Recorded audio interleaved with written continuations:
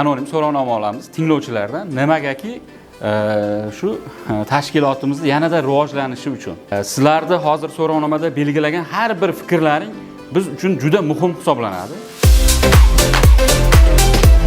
Biz malaka oshirishda juda ko'p yangi metodlarni o'quvchilarga qanday qo'llashni ham o'rgandikda.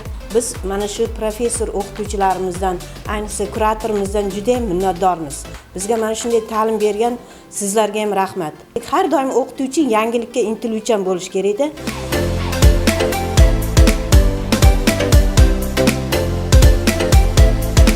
Malaka oshirish markaziga keldim. To'g'risi boshida xohlamagandim kelishdi, lekin kelgandan keyin juda ham ko'p narsalar, o'zgarishlar bo'lgan, ko'p yangiliklardan o'rgandik, bildik. Bu uchun biz albatta malaka oshirish markazida har bitta professional o'qituvchilarga o'z minnatdorchiligimizni bildiramiz, rahmat aytamiz.